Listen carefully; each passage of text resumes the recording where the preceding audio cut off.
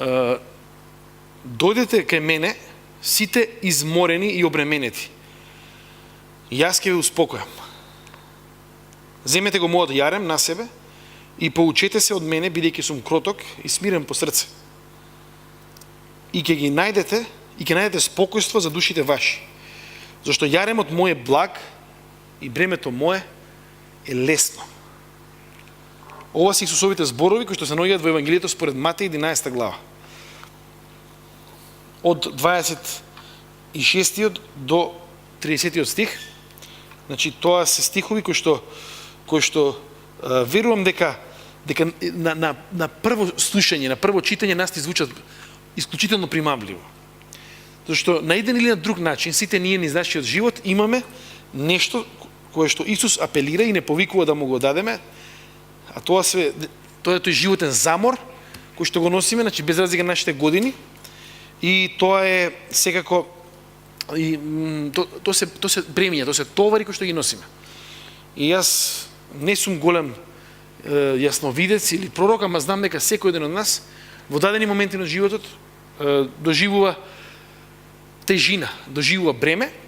Може да е тоа бреме од финансиска природа. Значи во оваа држава не е за изненадување кога човек има бреме од финансиска природа. Може тоа да бидат здравствени проблеми, значи може да бидат ситуации од здравствен тип кај нас самите, кај некој наш близок во нашето семејство. Понатаму може да бидат нешто што би се однесувало на семејството, тоа е всушност, не знам, некоја ситуација во семејството која што нас не обременува. Кој што може би знаеме со години, ситуација која што реално знаеме дека има влијание на нашиот живот. Ситуација која што ни создава бреме.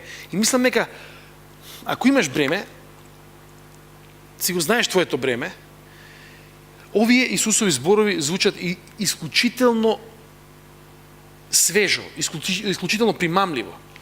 Зашто нас ни вика, можеме да го чуеме дека еве, кој да има какво бреме, Исус тоа ќе го реши, ама сакам да кажам неколку работи околу овие бремиња. Значи вака, бремињата нас често пати, бремињата според мене се можат да потпаднат под две категории. Постојат бремиња во нашиот живот кои што ја би ги нарекол контекстуални бремиња, односно бремиња со кои што ние сме родени. Што тоа значи? Можеби сме израснале во едно сиромашно семејство. И сме во такво едно семејство сме имале ситуација во која што можеби нашите пријатели имале повеќе пари или едноставно функционирале, ние сме биле на работ на сериозна сиромаштија. И тоа никој не го бира. Значи се раѓа дете во едно такво семејство, тоа дете не рекла да сакам во ова семејство да се родам, тоа е контекстуално бреме, едноставно не може да биде променето. Понатаму понекогаш се случува да дете прерано изгуби родител или родители за жал. Значи јас знам неколку мои пријатели кои што имале такво едно животно бреме да еден родител или во еден случај двата родитела бидат да загинат во сообраќајна несреќа. И тоа го дефинирало животот на овој мој пријател. Понатаму, нешто што може да биде бреме е всушност живот во една драстична беда и сиромаштија. Контекстуално бреме. Значи драстична не само семено, туку едноставно живееш во земја каде што има беда и сиромаштија. И да не забораваме овие сите мигранти кои што поминаа низ Македонија, значи тие доаѓаат веројатно низ заради ова нешто, длабока сиромаштија, беда, плюс имаат војна. Значи имаш војна, имаш сиромаштија и беда, и тие бегаат, надевајќи се дека тоа бреме, животно бреме, тој товар, значи да имаш дете и да знаеш дека можеби нема да може да му пружиш добар живот, нив ги натера на многу рискантни некои потези со тие мали чамци да одат во Медитеранот, значи да се соочуваат. И сега, значи сакам за почеток да ги дефинираме бремињата на животот. Ова првото беа контекстуални бремиња. Контекстуално бреме е тоа што го носиш и кое што на некој начин нема ти со ништо не си придонел за тоа бреме да ти се случи. Не си придонел со ништо. Си се родил, може да биде здравствен проблем.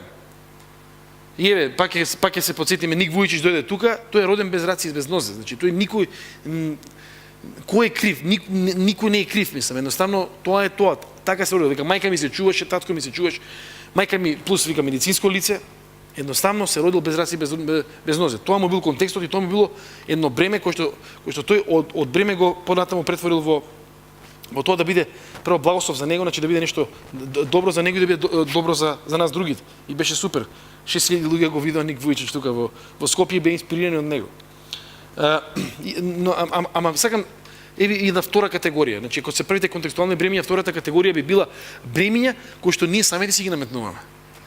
И кој што многу често ние ќе кажеме ништо не направив за оваа тежина и не знам за оваа ситуација, ама подсвесно ние си знаеме или свесни сме, тоа можеме да го комуницираме, знаеме дека ние имаме удел во одредени тешки ситуации во кои што се наоѓаме денес. Значи тоа може да бидат било какви животни избори кои што сме ги направиле. Значи не знам, избор на една или на друга страна во однос на образование. Ќе ви дадам еден пример. Можеби некој од нас тука оваа вечер или можеби некој што ќе го гледа ова наше видео на нашиот канал, знаел дека е роден или родена за една работа и можеби заради од финансиски причини во даден момент си рекол или си рекла јас ова ќе го оставам и ќе работам нешто кое што можеби ќе ми донесе финанси. И ова е многу често сценарио, приморани сме на такво сценарио во земја во која што живееме, кај што немам и премногу опции, ама понекогаш можно е и двете опции да биле добри за нас, ама ние едноставно сме одлучиле дека ќе одиме со таа што е полукративна опција која што ќе ни донесе поише пари. И после некое време ние имаме бреме на работа. Значи, одиме на работа кој што нас не ни се допаѓа, кој што можеби ни носи добра, не знам, финансиско задоволство и одиме ден, 2, година, 10, 15 и го чувствуваме тоа бреме на работата. И мислам, сакам да бидам искрен, ја не верувам дека постои, не знам како да кажам, молитва кој што преку кој што Бог ќе действува и ќе ни каже на нас еве сега ќе ги сменам работиве, готово, сега ќе биде супер работа. Не, значи тоа е реално наш избор и не случајно на нас Библијата на многу места не предупредува за нашите животни избори. Не предупредува и ни вика внимавајте кога имате главни животни раскрсници од типот на едукација, од типот на кариера, од типот на брак, од типот на не знам, место за живење, значи сите тие нешта размислувајте. Советувајте се, значи имајте луѓе околу себе, затоа што тие нешта нас не носат да го знаеме нашиот живот во една или во друга насока. Бремиња кои што самите си ги наметнуваме, исто така во една многу поконкретна смисла, нешто што Библијата ни го кажува од ново и ние никако да разбереме се всушност самите гревови кои што ги правиме. Значи секој грев е всушност некој, како да кажам, ни дава можда некој моментално задоволство или моментален триумф, ама долгорочно нас те подкопува како личности и не ни дозволува да бидеме, да живееме во потполност онака како што Бог сака. Алчност, значи алчноста реално голта живот и зошто? Затоа што никош нема крај и заради тоа што кога човек алчен, тоа е всушност тоа е еден симптом на егоцентричност. Значи човекот што си мисли само на себе, ја да си остварам своите цели, ја да си направам своите задачи и другите како си сакаат. Значи и многу често од алчноста прво страда тој што е алчен, самиот тој страда семејството, ама страдат многу луѓе, значи. Еве да се присетиме кај нас во нашата приватизација, од денеска се роди некои големи директори кои што кажа мене многу ми е гале за не знам стотици или јадници работници, ја да си го направам моето, ја да ги земам моите пари, а овие сакаат нека останат на улица. И тие луѓе останаа на улица. И тоа е тоа, ама тоа е бреме. Значи јас се надевам дека тие луѓе не спијат баш најмирно заради тоа што го имаат направено. Се надеваме дека не спијат најмирно заради тоа што го имаат направено. Лажење, значи не во смисол кој лаже, кој не лаже, него лага која што има корен повторно во идентитетот, кога сме ние незадоволни можеби со нашиот идентитет, па некои работи за себе ги преувеличуваме, или пак лага која што значи прикривање на состојба. Значи знаеме дека работите се лоши, можеби во наш живот или во наше семејство или не знам, некаде нешто шкрипи и ние сакаме да кажеме не се е супер, се е супер, се е супер, се е супер. До прво постериозно пукање кога едноставно нема да имаме можност веќе да действуваме. Ние најчесто сакаме слобода од симптомите, значи кога ние зборуваме за бремиња, ние најчесто што е првата реакција и зошто ни се можеби мили овие Исусови зборови, дојдете кај мене сите изморени и обременети. Што ние вака си викаме? Ја имам тежина, значи од која да е причина? некогаш животот носи тежини кои што се сосема во ред, значи ситуации кои што се критични, ситуации кои што се сами по себе постресни. Ама јас зборувам сега можеби најповеќе за нешта кои што нас не обременуваат и кои што се деструктивни во нашите животи. Значи ние знаеме дека живееме на одрен начин кој што е деструктивен, кој што не води далеко од Бог и прави едноставно да не живееме добро со луѓето, и ние вака викаме: Боже, ти ова мое чувство уствари сакам да го трнеш. Значи не да трнеш, не јас и ти Боже да разговараме за тоа од каде вакво чувство кај мене. Туку сакаме да ги третираме симптомите. Како што правиме со апчињата. Имаш проблем, не знам, со рбет, земи си апче, така. Што при тоа апче ти прави рбетот да не те боли. Дали е рбетот здрав? Не е здрав. Значи пак ако не земеш апче, пак ќе те боли. Мислам дека и во нашите животи често пати така некако ние действуваме. И заради тоа, ако од поблиску вака ја погледнеме нашава култура, ќе видиме едно нешто. Дека ние сме култура која што има потреба од магионичари. Работи што се таложат со години во нечiji живот. Работи што се таложат со години во некое семејство. Работи што се таложат со години во еден град или во една држава. Значи ние си мислиме дека треба да дојде еден магионичар, да дојде и да не ги среди и готово. И ние понекогаш, ќе спомнам понатаму, се збунуваме околу тоа кој е магионичарот. Бараме политички магионичари, бараме некој, сега ќе дојде некој и сега ќе ни ја опре целава ситуација, се што ние значи не сме сработиле како прво. Во изминативе, не знам, декади, сега ќе дојде некој политичар и ќе ни каже: еве сега се ќе биде како што треба. И ние сме повторно наивни, зашто не сакаме да се погледнеме себе си како народ и не сакаме да видиме од каде всушност произлегуваат подлабоко, значи кој е оно јадро од кое што произлегуваат нашите проблеми. Нас е полесно да сакаме и да поддржуваме политичари магионичари. Сега мене само ако ме изгласате, готово. Све ќе се смени одеднаш, значи денеска ме гласате, утре дента све е под конец, асфалтирано, чисто, македонскиот народ, сите овде живеат поинаку. Значи тоа се нереални работи. Или оние економски чуда. Економско чудо сега ние само ако дојде, не знам, правиот шејк од не знам каде, или ако дојде, не знам, од Тајланд или од Тајван или од Ајван, значи од кај да дојде некој ќе дојде. И пошто сме ние многу убав народ, не знам тоа дали го знаете, значи ќе ни остави нас, не знам, 10 милиарди и ќе ни рече: ај сега вие трошете ги. Пошто ја не знаев што да им правам на овие пари, вие сте ми вака многу симпатични, и тоа се цело време решение кои што се повторно како се вика барање на магионичари. Значи ние не разбираме дека во голема мера тој систем што претходно се разруши е заради тоа што заради недостаток на наша работна етика. И ние не се прашуваме како можеме ние да работиме подобро или посовесно, ние викаме: не, нека дојде некој, нека ни остави пари и ние ако треба ќе оставиме, не знам, тука сме слушали такви идеи. Цар да не биде, монарх да не биде. Кој сака да биде монарх овде на овој народ? Ја би му се чудел искрено. Спортски исто така. Чекаме да се роди, не знам, некој голем наш спортист, фудбалер, Марадона. Никој да не игра друг фудбал, еден да игра и онда да не повлече нас и ние да бидеме светско спортско чудо. Значи тоа едноставно така не оди. Религиозни магионичари. Ова сакам посебно еден апел, предупредување. Значи вака, религиозни магионичари. Кога некој ќе ви каже: дојте кај нас или дојте кај мене од црква и сите проблеми ќе ти се решат, или дојди само, ја ќе се помогам за тебе и све ќе ти биде добро. Што е твојот проблем? Не знам, тоа е тоа. Не се, значи, кога ќе слушате таква една реторика, веднаш огромен знак прашање до таквата покана. Затоа што некој се збунил кој е Бог, а кој се тие што се собират во негово име реално. Значи, таква црква не постои. Таков ексклузивитет не постои никаде.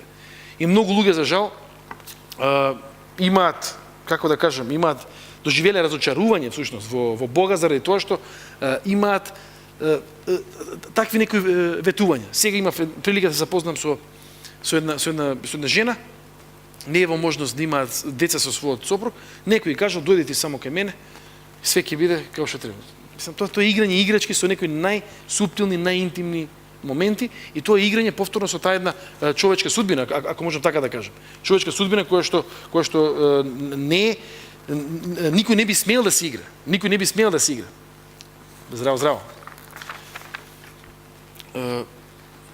Децата ни се таму негде. Ја не знам дали се ваму лево или се ова другата. Па добро, ќе ги земеме. Значи Исус магионичар. Со други зборови, дали понекогаш ние имаме таква представа за Исус, дека ние ќе си таложиме наши проблеми, дека ние ќе си продолжуваме по нашите патишта и дека Исус на некој магичен начин ќе ни даде некој друг исход во нашиот живот. Мислам дека тоа е еден момент, тоа е едно размислување за кое што ние сите немаме, како да кажам, многу често всушност влегуваме во него. Значи, ние да си останеме исти, а исходот од нашите животи да биде различен. И тоа е, можеби, една од најголемите христијански заблуди што може нас да ни се случи. Се ми е предадено од мојот Отец, вика Исус, и никој не го познава Синот, освен Отецот. Ниту Отецот го познава некој освен Синот, и кому што сака Синот да го открие. Дојдете при мене, сите изморени и обременети, и јас ќе ве успокојам. Земете го мојот јарем на себе, поучете се од мене, бидејќи сум кроток и смирен по срце, и ќе најдете мир за душите ваши. Зашто јаремот мој е благ и бремето мое е лесно. Прва работа, од каде што произлегуваат од овие стихови, тоа е еден стих претходно, е всушност тој живот кој што го има Синот со Отецот и Отецот со Синот. Значи, кога ние доаѓаме дојде ваков стих кој што вика дојдете при мене сите изморени и обременети, ние мора да разбереме дека реално ова произлегува од момент во кој што Исус живее со Отецот, нас те повикува во едно такво заедништво и ни вика дојдете и во заедништво, значи прво дознате кој сум јас, за да разберете што имам јас за вас. Зошто Бог не го земал бремето до сега? Значи ја верувам дека секој од нас има одредено бреме во нашиот живот, за кој што значи Бог не го зема. И сакам да кажам тука неколку работи. Прва работа е дека постојат одредени нешта кои што ние едноставно не знаеме зошто се има случајно. Не знаеме. Па ќе спомнам Ник Вујичич, значи ние не знаеме зошто Ник Вујичич се родил без раци и без нозе. Медицината нема објаснување, Библијата, да не се лажеме, нема објаснување. Ник Вујичич само направил една работа, земал едно нешто, рекол вака: читајќи го Новиот Завет, Јован 9 глава вика вака: ако Бог можеше да се прослави преку нешто беше слеп роден, ќе се прослави преку мене. Значи, Ник, читате книгата Живот без граници, самиот Ник вика: јас едно време се молев, Боже, дај ми раце, дај ми нозе, што е за мене сосема во ред, сосема легитимна молитва. Ама тоа не се случува. И во еден момент Ник разбира нешто што мислам дека сите ние во нашите сфери потешко го разбираме. Дека Бог сака и не сака такви какви што сме, и дека сака да не употреби такви какви што сме. И од тој момент кај Ник се јавува нешто кое што прво него го менува, зашто не можел да служи ако тој самиот внатрешно не бил променет. Ако тој самиот не доживел љубовта Божја. И тој самиот за себе вика едно нешто. Вика: јас сватив дека сум суров кон моите родители и кон сите околу мене. Зошто? Затоа што кога ние имаме некој бреме, ние што си викаме? Ник Вујичич за себе вика: јас сум вака роден, цело моје семејство мене ќе ми служи. Значи, зошто? Зашто ја немам раци и нозе. Значи, животот не бил фер према мене, сега ја тоа ќе им го наплатам на сите околу мене. И вика цело време, тоа беше со брат ми поголемиот, со кој да е, дајте ми ова, дајте ми оно. За да вика кога станав христијанин, кога реално почнав да верувам во Бог, сватив дека тоа воопшто не може да биде изговор за моето однесување. Тоа е Ник Вујичич. Зошто Бог не го... Значи, има такви ситуации во кои што искрено не знам зошто. Еве, јас сум се молел, вие знаете, брат Инанет Иван беше глувонем, сум се молел и не добивме одговор на молитва. Еве, тука се Јанет и делот и баба. Значи, немавме одговор. Значи, сум се молел многу пати, сум се молел, сум плачел, сум рикал буквално. Немало одговор. И кога немало одговор, јас знаев само едно нешто. Дека тоа не е затоа што Бог е суров и сака да се мачи Иван и да се мачиме сите ние околу него. Туку заради тоа што јас знаев едно нешто, дека таа ситуација е ситуација која што ја не разбирам до крај и знам дека Бог е добар и Бог кој што ме сака мене, кој што го сака Иван. Тоа е тоа. Значи има такви моменти во нашиот живот кои што ние едноставно не можеме да ги разбереме. Ама има ситуации во кои што ние си викаме: Боже, земи ми го моето бреме, ама реално тоа не се случува. Мислам дека ова нешто што сега го зборам е всушност поврзано со ова претходното. Слика на Исус магионичар. Значи ние ќе си живееме наш живот, ние нема ништо да смениме во нашиот живот и кога ни нас најтешко, кога ни нас она буквално чувствуваме терет на живот, Исусе, ти земи го. Па ќе кажам, тоа е ситуација во која што ние сакаме Бог нас да ни одземе одредено чувство на тежина, на стрес, на не знам анксиозност, ама ние реално не сакаме промена. Значи ние не сакаме Бог подлабоко да му дозволиме да дојде во нашиот живот. И тоа е всушност кога ние мислиме дека Исус е магионичар, дека ние ќе си живееме како што си сакаме, дека ќе таложиме бремиња заради тоа што живееме во грев, затоа што живееме далеку од него, имаме и му се обраќаме на Исус, Исусе, ти сега само помогни ми и ќе ми биде супер. Тоа е Исус кој што искрено никаде не е спомнат во, значи таквиот Исус магионичар едноставно не е опишан во Новиот Завет. Значи тој не постои едноставно. И ако е нешто опасно, и ако е нешто реално може нас да не оштети како христијани, е момент во кој што ние ќе почнеме да се оддалечуваме од ова што значи негово откровение на Бог, што ние не знаеме кој е Бог без нас да ни се открие, и кога ќе почнеме врз основа на некои наши, не знам, получувства, интуиции, значи што е да се, ние да си го реконструираме Бог и да викаме, Бог е можда ово и ово. Бог е можда сега треба да ми помогне, или сега може не треба да ми помогне, или сега треба наоѓа да му направи нешто, или сега треба, значи една слика која што е нереална. Зошто бремето не е тргнато? Затоа што се обраќаме на Бог што едноставно не постои, на наша некоја измислица. Бог кој е открен преку Исус Христос е вистинскиот Бог, негови сведоци се апостолите, сведоштвата се запишани во Новиот Завет и многу често слушам дека за Бог Исус Христос кој што едноставно не е библиски. Значи ние мораме, луѓе, значи ова буквално апелирам. Значи многу луѓе ми зборуваат за Бог и за Исус. Ако ние не знаеме кој е Бог, и ако ние редовно не како да кажам, истенчуваме таа визија, ако ние редовно немаме ситуација во која што ќе се враќаме секогаш и ќе дозволиме Бог да не намеси, да не даде вистинска визија, ние ќе почнеме да бе стварно така. Зашто денеска, не денеска, него овој наш народ, морам тоа да го кажам и ќе го зборам додека искрено не видам и кај нас во црква и во пошироко во народот промена. Значи библиски неписмен. Народ со богата христијанска традиција и со библиска неписменост во исто време. Значи реално луѓе, стихови, не знам на вас какви стихови ви цитираат. Ама понекогаш тоа што мене ми го цитираат се како реченици од Алан Форд. Знаеш што вика Исус? Тере си работа и не гледа ни лево ни десно. Значи мислам, тоа се такви небулози кои што јас слушам нешто такво викам, од кај да почнам, значи како да му кажеш кога он убедено вика, демек ти знаеш, ти си поп или пастор или што е како ме зна, нели ова што го кажам, тоа е тоа. Тоа се лудост.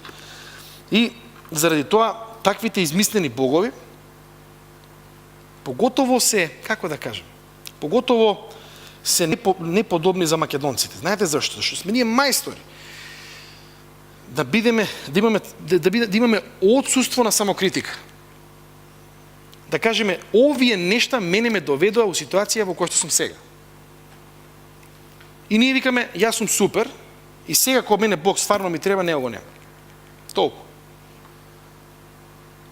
Кога Бог ни ги зема бремињата и ни дава одмор. Значи, многу битен момент. Ќе прочитам уште еднаш стихот. Дојдете кај мене сите изморени и обременети, и јас ќе ви успокојам. Земете го мојот јарем на себе и поучете се од мене, бидејќи сум кроток и смирен по срце. И ќе најдете спокојство за душите ваши, зашто јаремот мој е благ и бремето моје е лесно. Има два начина на кои што Бог ни ги зима бремињата на нашиот живот. Првиот начин е непосреден.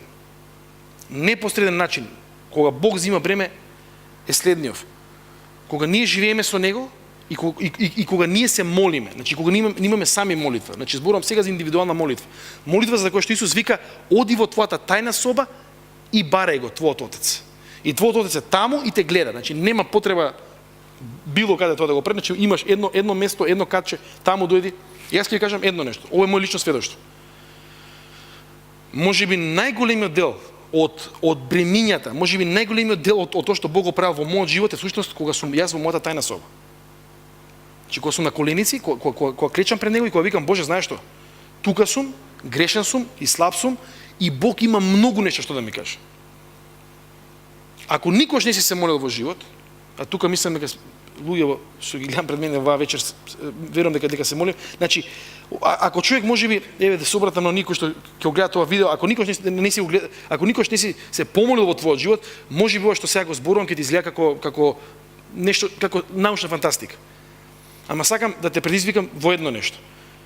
Уште денес или кога ќе гледаш ова видео, да одвоиш време и да се помолиш и да го побараш живиот Бог. Заради тоа што живиот Бог, ако е жив, ќе ти се открие и во таква тајност. И уште овој предизвик според мене не е преголем предизвик, заради тоа што во таа тајна соба никој нема да те види, ни твоите пријатели кои што многу се засекирани за тебе, нити твоето семејство, значи никој нема да те види. И ти започни процес на молитва и провери сам дали е Бог жив и дали Бог одговара на молитвите. Значи молитва во која што ние му даваме на Бог можност да работи во нашите животи. Без молитва, ја мислам дека христијанскиот живот е невозможен. Невозможен. Да се сетиме оноа што го вика Исус во Јовановото евангелие, кога зборува за лозата и за прачките. Да немаме молитва, значи да се отсечеме од гранката која што е живот одавна. Да немаме молитва, значи да отсечеме онаа комуникација која што нас не трансформира и ни дава живот. И за која што многу порадо би зборувале, значи мислам дека црквите воопшто многу повеќе зборуваат за молитва него што се молиме. А ништо во нашиот живот не започнало без молитва. Дали е тоа наша молитва, дали се тоа молитва на некои други луѓе, без разлика. Молитва. И тука веднаш ќе преминам на нешто друго. Кога имаш бреме, иако сум имал сериозни бремења во мојот живот, сум имал секогаш луѓе, тројца, четворица, петорица, без разлика. Значи не збориме нумерички, ама сум имал луѓе кои што се обединувале во молитва. И сега нема да одам во детали, ќе ви кажам значи уште рано во мојот христијански живот. Дојдов, имав една сериозна мака и викам, знаете што викам? Млади момци, девојки, значи не знам, 20 на години, и викам вака, мене ми треба викам молитвена подршка. Значи ја ги ценам вашите разговори. Ја ценам тоа што сакате вие со мене нели да поразговарате, да биете тука. Ама јас сакам да ве замолам да се молите за една многу специфична работа. Значи не е она нешто не се осеќам добро на времево, него многу специфично им кажав дека сметам на нивните молитви. Мислам дека црквата која што има такви молитвени групи, а тоа се малите групи кои што ги имаме кај нас, е црква која што ќе може да функционира онака како што Бог сака од нас да функционираме. И знаете што се случи? Без пак ќе кажам, без да идам у детали, месец, два, три, и овој голем проблем однеш го снемува. Ова не беше проблем во мојот живот, значи ова беше проблем на еден мој драг човек и одеднаш ова нешто го нема. Го нема. Да не стекнеме погрешен впечаток, сум имал други моменти во кои што Бог, како да кажам, поинаку действувал. Во овој случај се молевме, се потпрев јас на молитвите на овие мои браќа и сестри и имаше голема промена. Имаше промена за која што јас не сонував. Всушност така почнав јас да разбирам кој е Бог. Така почнав јас да слушам, така почнав за прв пат да разбирам дека Бог е жив и дека Бог действува во мојот живот. Значи молитва, второ нешто Библија. Библија заради тоа што ако кажеме за молитвата ќе го кажам тоа исто, значи ја не знам како можеме да живееме како христијани, значи ако немаме Библија. Ако не читаме Библија, и тоа пак не само на читање магиско, ајде по 3-4 стиха, него ако не се задлабочиме, како што имаме во псалмите, и ако не сватиме што Бог нас ни дава, какви насоки ни дава. Зашто ние многу често имаме една црквена традиција као ете Бог ми збореше преку стих, Бог ми збореше преку стих. Тоа е супер и Бог така зборува. Ама имаме момент во кој што Бог преку Библијата нас ни открива неговата волја. Суштински ни кажува: еве живот, еве смрт, како што е во Стариот Завет. Еве зборови на живот, а еве одлуки или избори кои што ќе те одведат во смрт. И уште таму во таа книга Повторени закони Бог вика избери. Избери. Му вика на Израел тогаш избери, и вика на црквата избери, не вика на тебе, на мене и на тебе, избери. Што сакаш? Смрт или живот? Лекцијата на гревот е тешка. Знаете зошто е тешка? Затоа што гревот е смрт И ние упорно идеме у смрт. Затоа што гревот е деструкција и ние упорно идеме у деструкција. Затоа што знаеме дека Бог е жив и дека Бог е пат, вистина и живот и ние повторно сакаме да се трнеме од него. Тоа е според мене парадоксот на христијанскиот живот. Тоа е тој момент на паднатост како што всушност се опишува тука во Новиот Завет. Библија, која што јас ви кажав и ви ветив минатиот пат, тоа ќе се случи. Мој пријател од Хрватска, кој што изврши едно истражување на докторско ниво околу состојбата на евангелските христијани. Не секојаш нели другите, нели овие или оние групации, мислам дека многу мудро, паметно направи. Ајде да видиме, значи ние докај сме. Ние што викаме сола скриптура или ние сме нели предадени. Значи за нас да си правиме мове, за мене и за нас. И он самиот ми каже века, погубно века. Погубни резултати. Ќе ми ги прати тие негови, уште ми ги нема пратено. Тој негов докторат. Вика, знаете што? За жал, во најголема мера, во огромна мера, познавањето на Библијата или библиската писменост се поише и поише кај евангелско-протестантските христијани не е различна од оние кои што воопшто немаат став кон Библијата. А ние сме нели сола скриптура, само свето писмо, нели целата таа приказка била за да денеска можеме да имаме нов завет кој што денеска, внимавајте, чини 200 денари. Сега има уште една нов повес, 150 денари. Значи никогаш во Македонија откако ја памтам, значи не била подостапна Библијата. Ама тоа што тој ми го кажа, значи проблеми, огромни проблеми, кои што се ние понекогаш, ама не, битно е суштински. Мислам дека дел од неговото истражување е формално да види луѓево дали знаат кои се Павлови посланици или дали може да кажат, не знам, во дела апостолски некои 4-5 главни сегменти. Ништо од тоа. И после тоа животот нас, сите што сме овде, значи порано или покасно ќе не обремени, со помало или со поголемо бреме. И тогаш е момент на пловење, на лебдење на отворен океан. Сега што ќе правиме? Зашто? Немаме репер, не знаеме каде. Ние сме воljни можеби да пливаме или да се бориме, ама нема на каде. И јас барем во оваа наша заедница сакам да апелирам Библијата да си го завземе, значи оно што ние го нарекуваме Божји збор, да го завземе правото место во нашите животи. И да разбереме кои се границите на животот и на смртта. Кои се границите на животот и на смртта? Затоа што се драстично. Затоа што од тоа се друго зависи. И кога ние тоа ќе го знаеме, ние ќе искусиме едно олеснување. Тоа е тој тесен пат за кој што зборува Исус, значи тоа е тесен пат кој што не се оди лесно, ама кој што има одредница, правилна одредница. Тој не носи нас до Бог и до вечноста. Тоа е тој момент во кој што ние ќе знаеме која е Божјата волја и како таа Божја волја треба да биде живеена во нашите животи. Ние како црква сме тело Христово.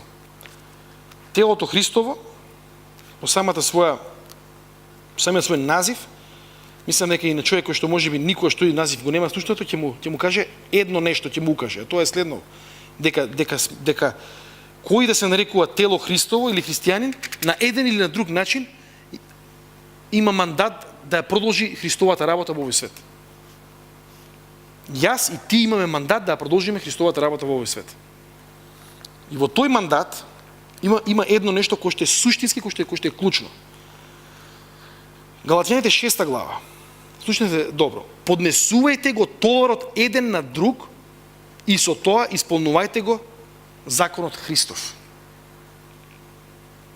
Значи, јас верувам дека кога Исус ја дава таа покана, таа се однесува на непосредно искуство на ослободување од наши бремења, преку овие нешто што ги спомнавме, ама дека во последователна една смисла Исус нас не повикува да бидеме црква.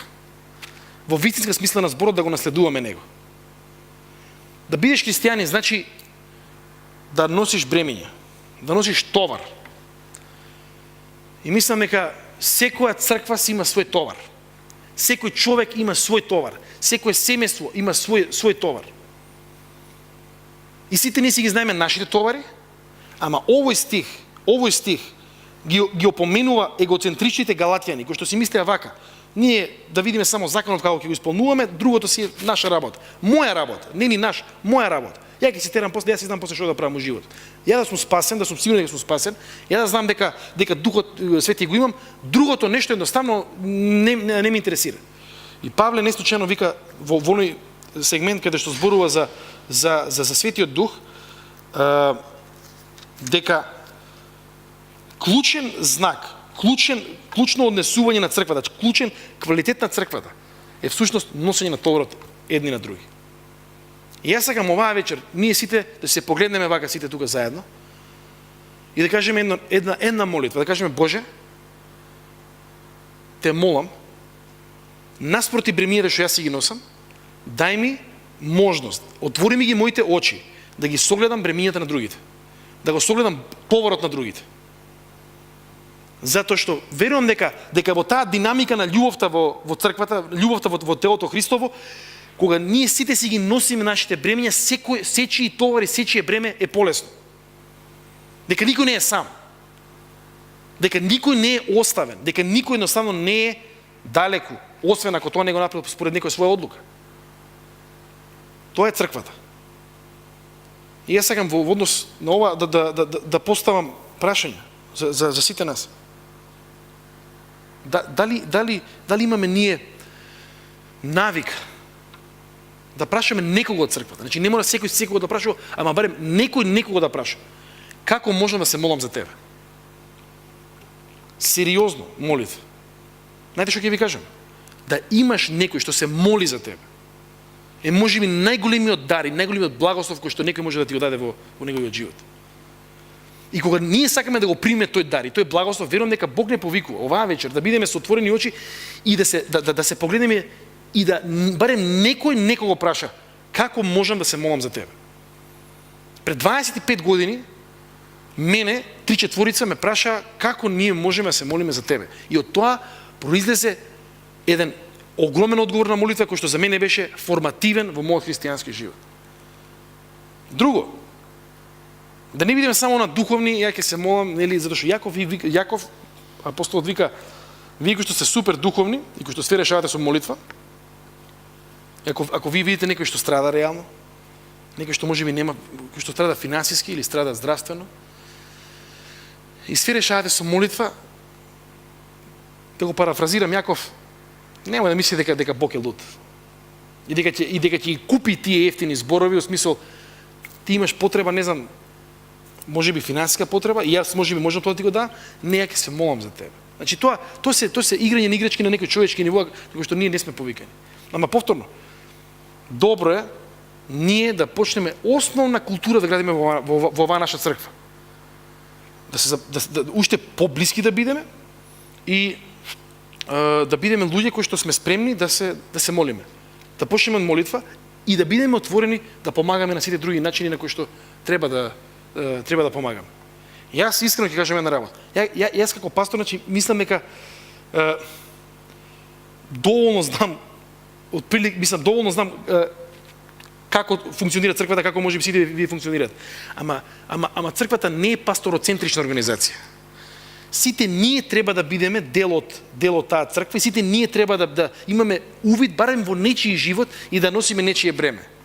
И понекогаш носење на бреме значи да изслушаш некого во некој разговор, да му кажеш, знаеш што, тука сум да ти слушам, значи можеби немам решение, ако се огромни проблеми, многу често човек нема решение, ама тука сум да ти слушам, тука сум можеби да ти дам еден совет.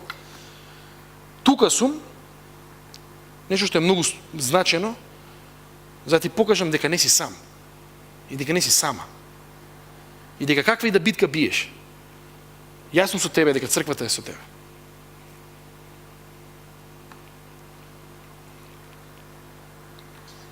Клучниот момент на овие наши бремиња е токму тоа.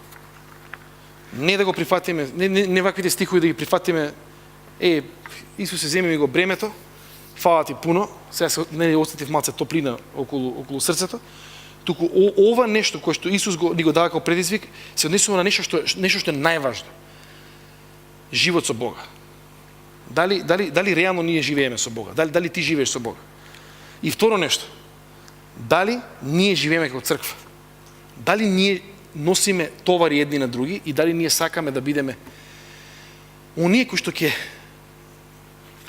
утешат некого? Оние кои што ќе помогнат на луѓе кои што се во една ситуација. И знаете што? Во однос на овие работи црквата се гледа дали е црква или не е црква. Кога ние функционираме како црква, кога ние едноставно живееме како црква. Кога овие нешто за кој што сега зборевме оваа вечер, се уствари сршта. Отецот кој што го знае синот, синот кој што го знае отецот и сите ние кои што доаѓаме околу троединиот Бог и бараме бремињата да ни бидат земени, во исто време како што и ние носиме бремиња и нашите бремиња се носени.